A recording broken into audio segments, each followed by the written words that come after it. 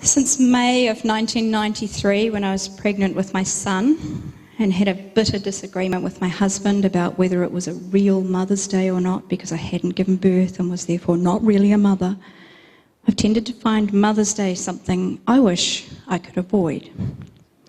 I'm okay with calling my mum and wishing her a happy Mother's Day, and my sisters and other mums at church, which is where I usually spend the day. Happy Mother's Day to anybody I've managed to miss. You. Yes, I see you there. But it always left a sour feeling in the pit of my stomach that worsened with the somewhat unfortunate coincidence that without fail, somehow my weekend for the kids was not on Mother's Day, and it was never convenient with their dad to swap so that I could have them. In the years before he remarried to a woman with children of her own, I often didn't even get a phone call from them. So I would spend my mornings in church trying to smile as everyone wished me a happy Mother's Day, praying they wouldn't ask me where my kids were, and if they did, that they wouldn't ask me if I'd had a phone call from them that morning. Desperately trying to manage the pain of what felt like my heart breaking inside of me, keeping my face on so I wouldn't cry and spoil everyone else's day. The church kids would usually bring out something for all the mothers and hand them around, and I would take whatever was offered and later on get rid of it, because in my heart of hearts I knew, because I was told even before my son was born, that I wasn't a real mother. I was blessed with being able to homeschool my children for many of their early years. In fact, my son attended only 2 years of formal primary schooling, and the rest of his primary and secondary education was at home. I taught my daughter to read, a slow and laborious process that began with repeating everything we'd done the day before all over again and adding in just a little bit more. I never had the money to get her professionally checked, but my research at the time indicated there may have been some kind of neurological delay. She's way fine now. Nevertheless, it reinforced what a failure I was as a mother. And because teaching her to read took so long, we were only just beginning to catch her maths up to age level when she moved to her dad's place, began attending a formal school, and discovered she was behind in her maths. Obviously, if I'd cared about her, I would never have let her get behind. So again, this was evidence that I was not a real mother. Around 3 years after I left my second husband due to emotional and physical bullying, I learned that he had not confined his nastiness to only me.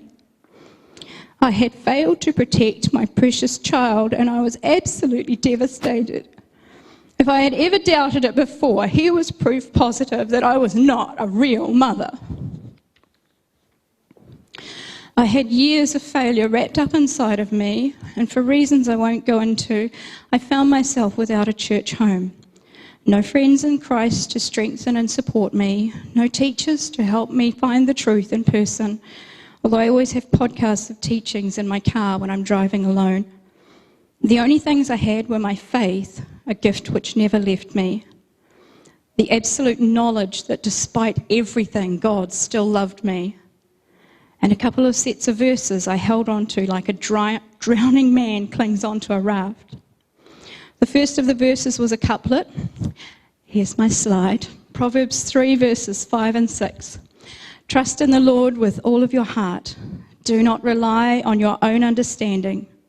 Think about him in all your ways, and he will guide you on the right paths. These verses were the first memory verses I ever learned, and they've taken me far. I have the kind of personality that likes to know what's going to happen, when it's going to happen, how it's going to happen, and most of the time why it's going to happen as well, just so that I can feel safe. These verses have helped me to sit back and realize that actually I don't always need to know everything. If I trust God, and when I stop and think about that, I always feel confident that I do, then I can relax. Because even if things look wrong to me, God sees the bigger picture. As a child, I memorised a poem accredited to Corrie ten Boom that allowed me to understand how that might work, how God could see something different than I do in my circumstances. I'll quote the first 2 verses from memory, and you won't be able to see that my memory is faulty because my slide isn't there.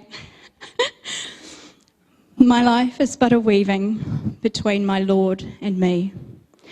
I cannot choose the colours, he worketh steadily. Oft times he chooses sorrow, and I, in foolish pride, forget he sees the upper, and I the underside. You would have got all 5 verses on the slide. The second set of verses that kept me going was one that gets a lot of bad press, and I didn't organise James with what he was singing this morning. This is Romans 8, verse 28. We know that all things work together for the good of those who love God, those who are called according to his purpose. Some people find this verse trite, or they feel that it's just saying everything will be okay in the end. But the people who struggle with it usually stop reading partway through the verse right after those who love God. And that's not where it ends. The promise is for those who are called according to his purpose. And whatever other failures I believed I had, I knew that I was called and that he had a purpose for me. Thankfully, in the last few years, my Mother's Days have changed a bit. Emily made a point last year of telling me that I had to wait for a delivery before I left for church. And in my 2-night shift sleep-deprived state, I hadn't quite figured out before she arrived at my door just what she was up to. Although I was pretty sure through my sleepy haze that couriers didn't deliver on Sundays. The fact that she made a point of getting to me between when I woke up after work and when I left for church, a time frame of about 5 or 6 minutes, so that she could come to church with me because she knows just how much that means to me, made me realise just how much she'd put into making the day special for me. This year, she realised a month ahead that she'd be out of Auckland for Mother's Day and warned me then. I've had a phone call this morning. When I asked my son to come instead because she's away, he said, "Sorry, Mum, it's all hands on deck for the Mother's Day lunch." But he instructed me to keep my evening free, and I've since been updated. I must be ready at 5:30, and I might like to dress up. I still have no idea what he has planned. What a change from needing to know every single detail to the last second. So, here are my kids. Henry's going like this with long hair before his haircut, and Emily has monster makeup or something. She does a lot of makeup with drama at school. I may have often felt like a failure as a mother while my children were growing up, but I never gave less than my all in trying to raise them right. I may have made many mistakes along the way, but I never stopped seeking for the right way, the best way to raise and teach them.